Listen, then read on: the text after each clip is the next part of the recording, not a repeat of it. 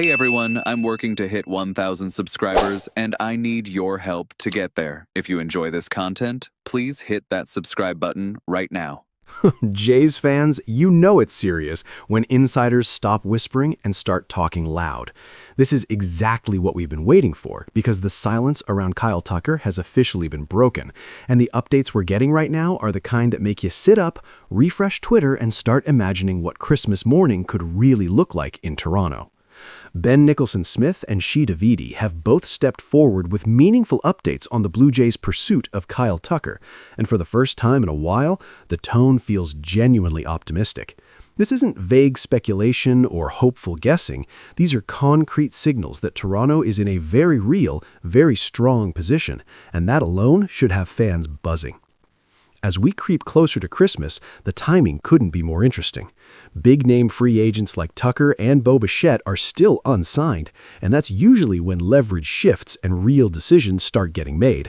According to Nicholson-Smith, the Blue Jays are not only willing to spend, but are also viewed as one of the most appealing destinations for Tucker. That's huge, especially when you consider he lives in Tampa and would be staying in a familiar environment while joining a team that's clearly pushing to win right now.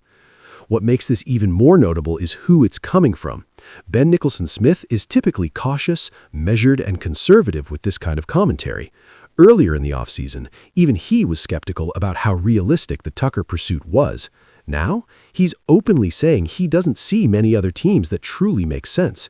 He went down the list and essentially landed on two serious options, Toronto and the Dodgers if Tucker wants a shorter-term deal. That's a massive shift in tone, and it matters. Then you layer in what Bob Nightengale said last night on a Dodgers podcast, and suddenly the picture gets even clearer.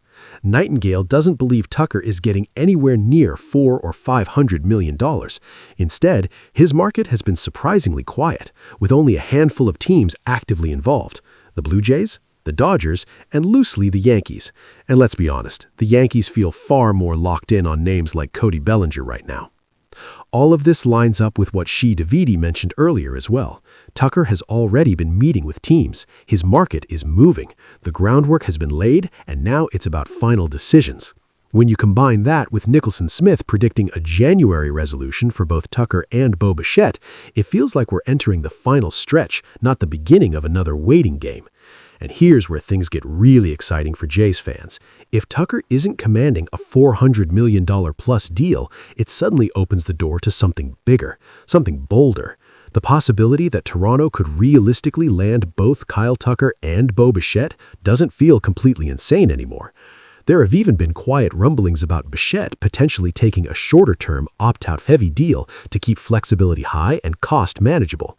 From a pure baseball standpoint, Kyle Tucker is as close to a perfect fit as it gets. Elite defense, middle-of-the-order bat, prime years. John Schneider and Ross Atkins have already spoken openly about how seamlessly he fits into this roster, and those meetings that happened weeks ago are now starting to pay off. Momentum is building, and when insiders start lining up with the same message, it usually means something's coming. While all of that is happening at the top of the market, the Jays are also making smart, under-the-radar moves. They quietly signed Jorge Alcala to a minor league deal with a spring training invite, and this is exactly the type of gamble you want to see. He throws 97, has touched 100, and despite a rough season last year, he's only a year removed from being a highly effective reliever with Minnesota. This is low risk, high reward, and the Blue Jays have a strong track record of fixing arms like this.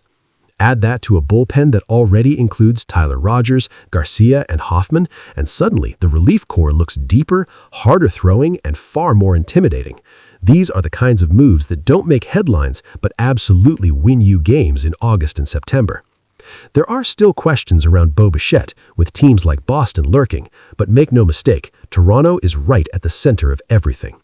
Whether it's Tucker, Bo, or both, the Blue Jays are positioning themselves to strike in a major way. This is the Blue Jays Report, and if the signs are right, Jays fans might just be unwrapping something special very soon.